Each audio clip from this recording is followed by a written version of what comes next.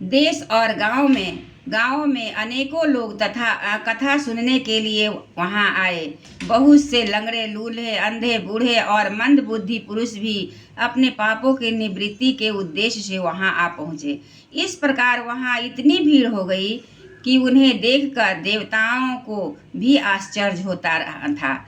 जब गोकर्ण व्यास गद्दी पर बैठकर कथा कहने लगे, तब वह प्रेत भी वहां आ पहुंचा और इधर उधर बैठने के लिए स्थान ढूंढने लगा। इतने में ही उसकी दृष्टि एक सीधे रखे हुए अ, रखे हुए 7 गांठ के बांस पर पड़ी। उसी के नीचे छिद्र में घुसकर वह कथा सुनने लगा। वायु रूप होने के कारण वह बाहर नहीं बैठ सकता था, इसलिए बांस में घुस गया। गोकर्ण ने एक वैष्णव ब्राह्मण को मुख्य श्रोता बनाया और प्रथम स्कंद से ही स्पष्ट स्वर में कथा सुनानी आरंभ कर दी। सायंकाल में जब कथा को विश्राम दिया गया, तब एक बड़ी विचित्र बात हुई। वहां सभासदों के देखते देखते उस बांस की एक गांठ तड़ तड़ करती हुई फट गई। इसी प्रकार दूसरे दिन सायंकाल को दूसरी गांठ फटी और तीसरे दिन उसी समय तीसरी। इस प्रकार 7 दिनों में 7 गांठ को फोड़कर धुंधकारी 12 स्कंदों के सुनने से पवित्र होकर प्रेत जोनियों से मुक्त हो गया और दिव्य रूप धारण करके सबके सामने प्रकट हुआ। उसका मेघ के समान श्याम शरीर पीताम्बर और तुलसी की मालाओं से सुशोभित तथा सिर पर मनोहर मुकुट और कानों में कमनीय कुंडल झिलमिला रहे थे। उसने तुरंत अपने भाई गोकर्ण को प्रणाम करके कहा, भाई, तुमने कृपा करके मुझे प्रेत जोनियों से की यातनाओं से मुक्त कर दिया। यह प्रेत पीड़ा का नाश करने वाली श्रीमद् भागवत की कथा धन्य है और श्री कृष्ण के धाम की प्राप्ति कराने वाला इसका सप्ताह परायण भी धन्य है। इस सप्ताह श्रवण का जोग लगता है, तब तक पाप थर्रा उठते हैं। अब यह भगवत की कथा जल्दी ही हमारा अंत देगी। इस प्रकार आग गीली सूखी हो छोटी बड़ी सब तरह की लकड़ियों को जला डालती है, उसी प्रकार यह सप्ताह श्रवण मन वचन और कर्म द्वारा किए हुए नए पुराने छोटे बड़े सभी पापों को भस्म कर देता है। विद्वानों ने देवताओं की सभा में कहा कि जो लोग इस भारतवर्ष में श्रीमद् भागवत कथा नहीं सुनते, उसका जन्म वृथा है। भला मोह पूर्वक लालन पालन करके यदि इस अनित्य शरीर को हष्ट पुष्ट और बलवान भी बना लिया तो भी श्रीमद् भागवत की कथा सुनने बिना इससे क्या लाभ। अस्थियां ही इस शरीर के असाधारण स्तंभ है। नस नारी रूप रस्सियां यह बंधा हुआ है। ऊपर से इस पर मांस और रक्त थोप इसे चर्म मढ़ दिया गया है। इससे प्रत्येक अंग में दुर्गंध आती है। क्योंकि यह मल मूत्र भांड है। वृद्धावस्था और शोक के कारण यह परिणाम में दुखमय है। रोग का तो घर ही ठहरा, यह निरंतर किसी न किसी कामना से पीड़ित रहता है। इसकी तृप्ति नहीं होती। इसे धारण किए रहना भी एक भार है। इसके रोम रोम में दोष भरे हुए हैं और नष्ट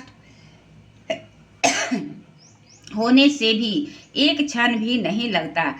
अंत में यदि इसे गाड़ दिया जाता है तो उसके कीड़े बन जाते हैं। कोई पशु खा जाता है तो यह विष्ठा होकर और अग्नि में जलाकर दिया जाता है, तब भस्म की ढेरी हो जाता है। ये 3 ही इसकी गतियां बतलाई गई है। ऐसे अस्थिर शरीर में मनुष्य अविनाशी फल देने वाला काम क्यों नहीं बना लेता। जो अन्न प्रातः काल पकाया जाता है वह सायंकाल तक बिगड़ जाता है, फिर इसी के रस से पुष्ट हुए शरीर की नित्यता कैसी। इस लोक में सप्ताह श्रवण करने से भगवान की शीघ्र ही प्राप्ति हो सकती है। अतः सब प्रकार के दोषों की निवृत्ति के लिए एकमात्र यही साधन है। जो लोग भगवत की कथा से वंचित हैं वे तो जल में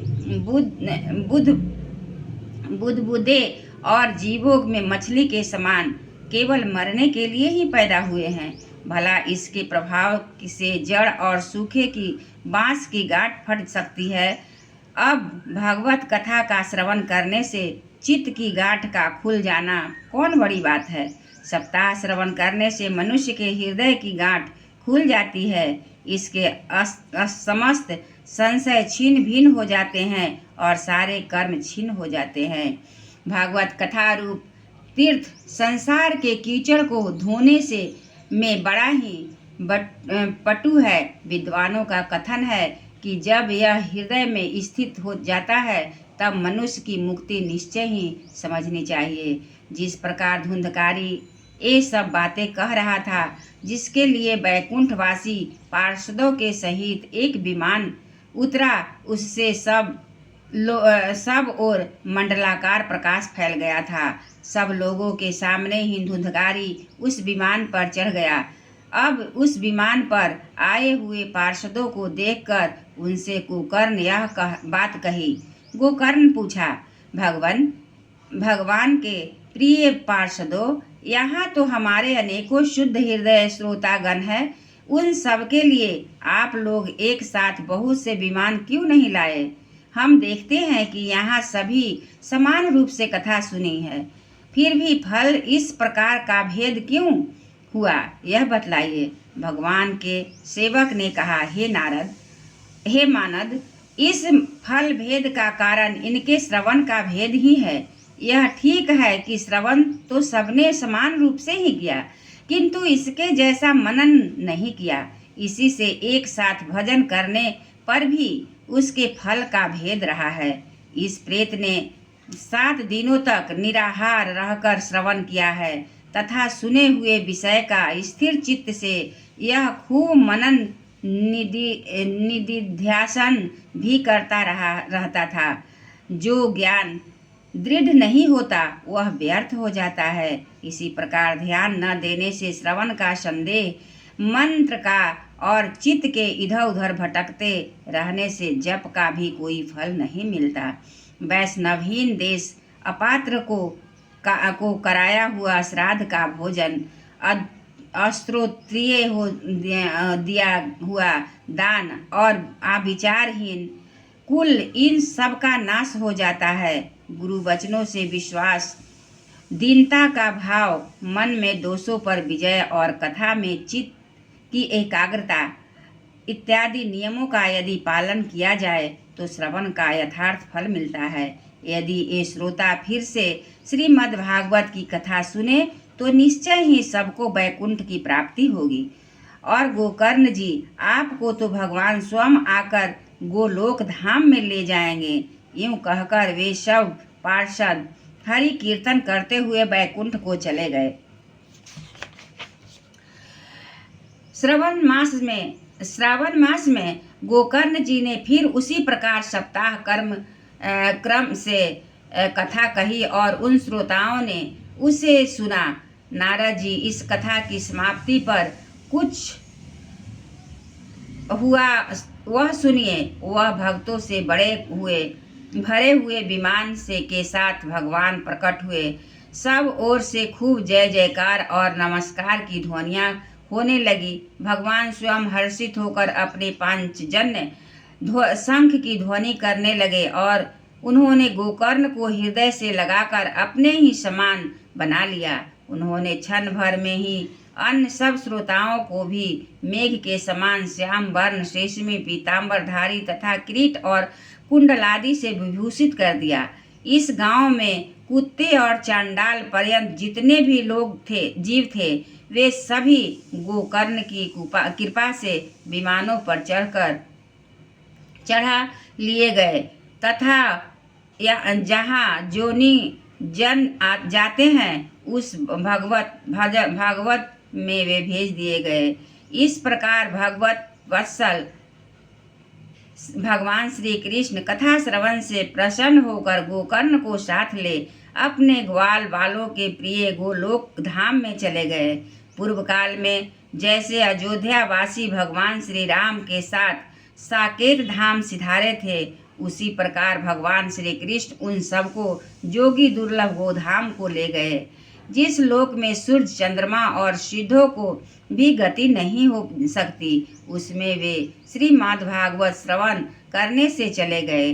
नारद जी सप्ताह यज्ञ के द्वारा कथा श्रवण करने से जैसा उज्जवल फल संचित होता है, उसके विषय में हम आपसे क्या कहें।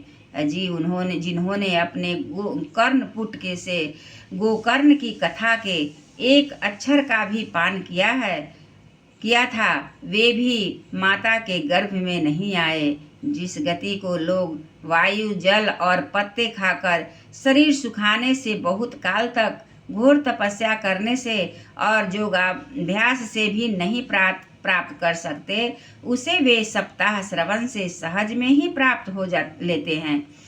इस परम पवित्र इतिहास का पाठ चित्रकूट पर विराजमान मुनीश्वर सांडिल्य भी ब्रह्मानंद में मग्न होकर करते रहते हैं। यह कथा बड़ी ही पवित्र है। एक बार के श्रवण से ही समस्त पाप राशि का भस्म कर देती है। यदि इसका श्राद्ध के समय पाठ किया जाए तो इससे पितृगण को बड़ी तृप्ति होती है और नित्य पाठ करने से मोक्ष की प्राप्ति होती है। एक बार बोलिए श्री कृष्ण भगवान की जय।